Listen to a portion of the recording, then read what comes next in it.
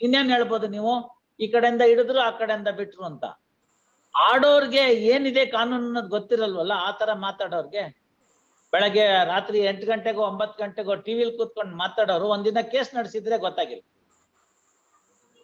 ಬರೇ 438 to 439 ಓದ್ಕೊಂಡು ಯಾವ್ದೋ ಡಿಸಿಷನ್ ಇಟ್ಕೊಂಡು ಓದೋದಲ್ಲ, ಪ್ರಾಕ್ಟಿಕಾಲಿಟಿ ತಿಳ್ಕೊಬೇಕು. ಆಗಿರೋದು ಒಂದ್ ತರ್ಚಿದ್ ಗಾಯ, ಒಂಚೂರು ಡೆಟಾಲ್ ಹಚ್ಬೇಕು, ಬಿಟ್ಟು ಕಳಿಸ್ಬೇಕು. ಅವ್ನಿಗೆ ಇನ್ಪೇಷಂಟ್ ಮಾಡ್ಕೊಂಡು ಏನ್ ಸುಲಿತೀರಿ? ಅಷ್ಟೇ ತಾನೆ? It's a minor aberration. See all that is over.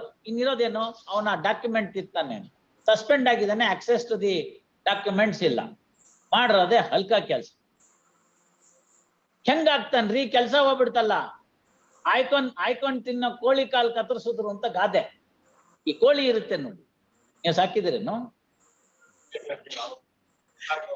ಅವ್ರವ್ರು ಹಾಕಿಲ್ಲ. ಅದಕ್ಕೆ ನಾನ್ ನಿಮ್ನು ಕೇಳಂಗಿಲ್ಲ, ನನ್ನೂ ಕೇಳಂಗಿಲ್ಲ, ಯಾರನ್ನೂ ಕೇಳಂಗಿಲ್ಲ. ಇರ್ಲಿ ಬಿಡಿ, ಕುಕ್ಕುಟ ಉದ್ಯಮ ಅಂತ, ಈಗೆಲ್ಲ ಅದು ಉದ್ಯಮ ಅಂತ. ಈ ಕೋಳಿ ಏನಾಗಿತ್ತೆ ಅಂತಂದ್ರೆ ಹಂಗೆ ಬಿಟ್ಬಿಟ್ಟಿರ್ತಾರೆ ಹಿತ್ಲಿಗೆ. ಆಹಾರ ಧಾನ್ಯಗಳಲ್ಲಿ ಇತ್ಯಾದಿಗಳೆಲ್ಲ ಬಂದಿರತಕ್ಕಂಥ ಕಸದಲ್ಲಿ ಬಿದ್ದಂತ ಕಾಳುಗಳನ್ನ ಅದು ಕುಕ್ಕಿ ತಿನ್ಕೊಂಡೋಗುತ್ತೆ. ಹಾಗೆ ಎಲ್ಲ ತಾನೇ ತಿಪ್ಪೆಲ್ ತಿರುಗಾಡಿ